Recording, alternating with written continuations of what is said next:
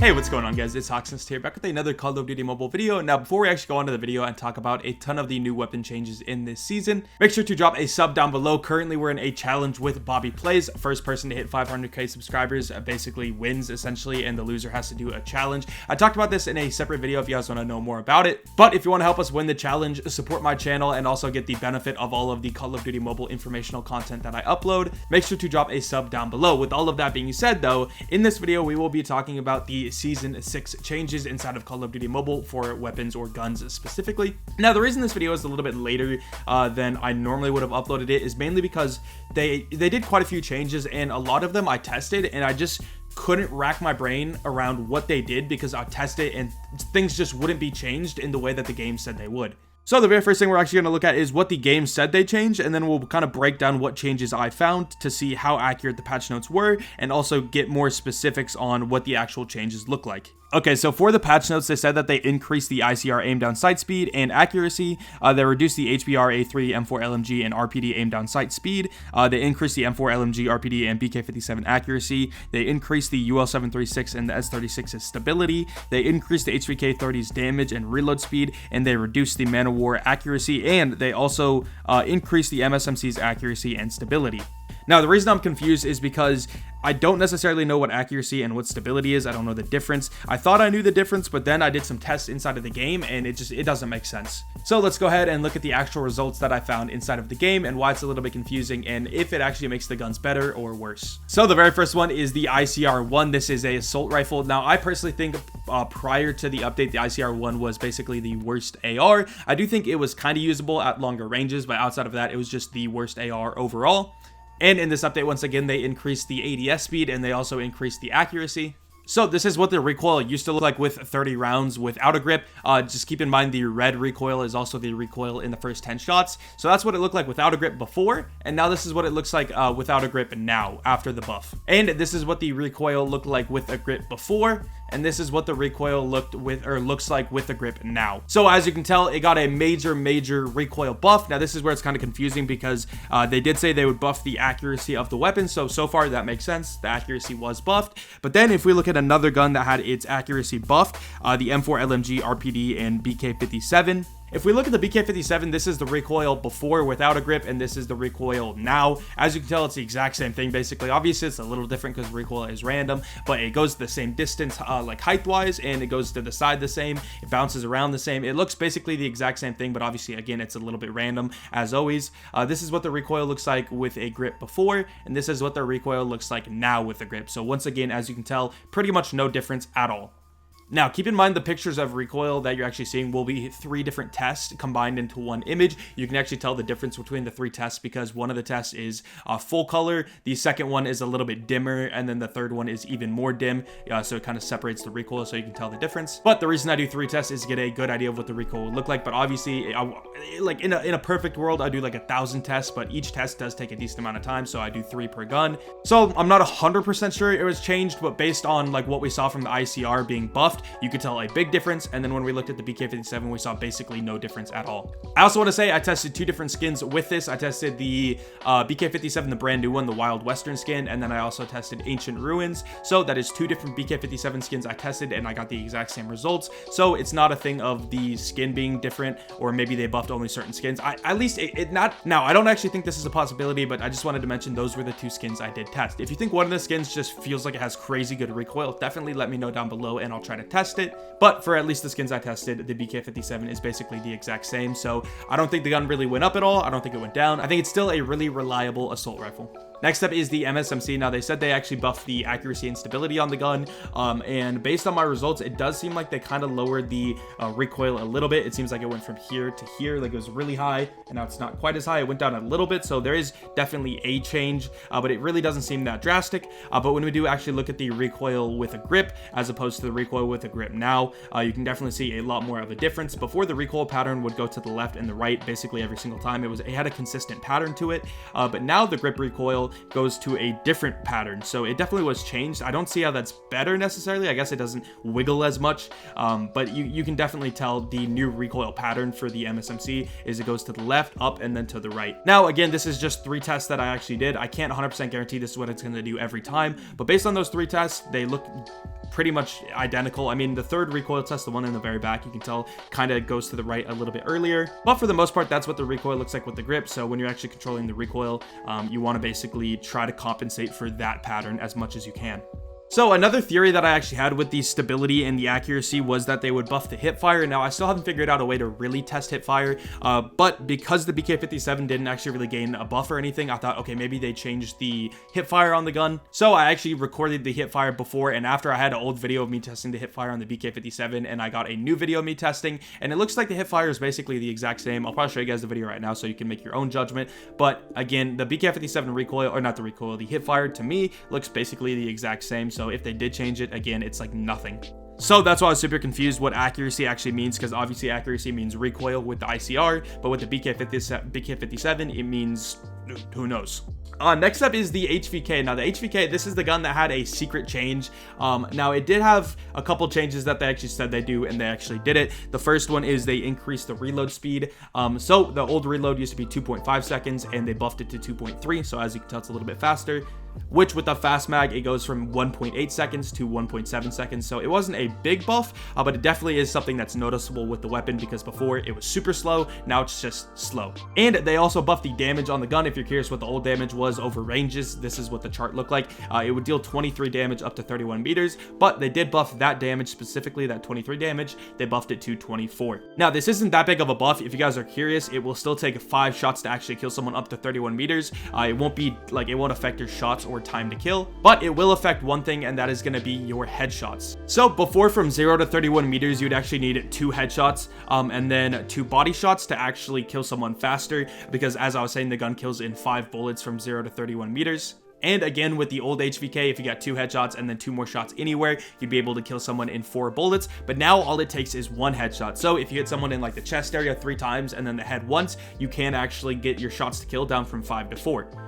Which, if you're wondering, that will bring your time to kill from 338 down to 253, and 253 is a really solid time to kill, especially at like 20 to 31 meters. If you're getting that time to kill, that's going to be super fast. You're going to be beating most guns at that range. And now, considering it's only 1 headshot, which is really not that difficult to do, especially around the 20 to 30 meter range, it definitely is a pretty good buff if you're a very accurate player that can actually hit headshots, or even just headshot. Now it's not even that difficult. But yeah, so they didn't change any of the other ranges as well, same damages as before. It was just the first range tier. Now, they also did one more change to this weapon that was actually a nerf, and they didn't mention it, but I tested and they did make a change on the weapon, so let's go ahead and talk about that.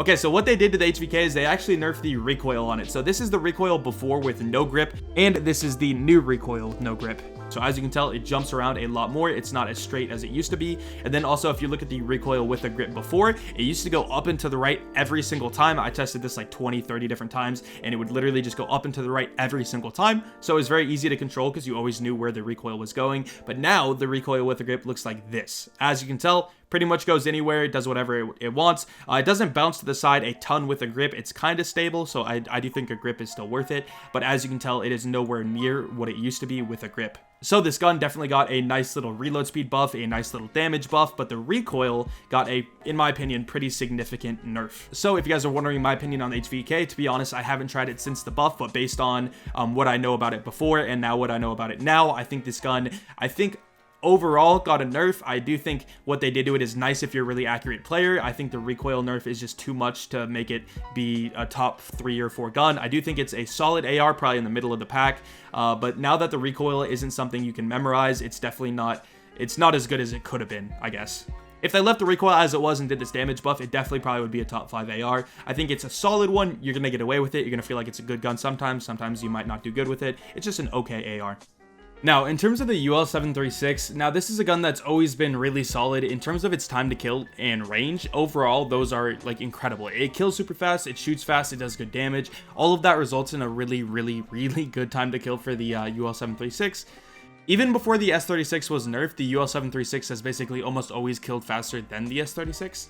The thing that's always held it back is the recoil. Now, the recoil, based on my testing, is still the exact same, and I tested this with a couple different skins. I don't remember exactly what skins I did. I know I definitely did the version with no skin. But anyway, here's the recoil test. Now, I did see a small difference. I'll go ahead and show you guys the pictures right now. So this was the no grip old, and this is the no grip new. As you can tell, it seems like it doesn't bounce side to side quite as much, but it really felt when I was actually using it like pretty much the exact same UL736 as before, at least with the recoil. Oh, and I also tested the damage and the fire rate, and those are both the exact same as before as well. If I notice anything from this recoil, if they changed anything at all, it's that they made it bounce to the side a little bit less often, and that's maybe. Like, again, this is only 3 recoil tests, so I can't tell for sure. But if they did any change, that's all it was. And again, I'm not even sure if they did that. So I know a lot of people have been hyping up the UL736, and I think that's just because it's always been a good gun, and people just didn't use it because nobody talked about it. But then when it got a buff, people decided to try it out more, and they realized it was a good gun and thought, oh, it got a crazy buff now.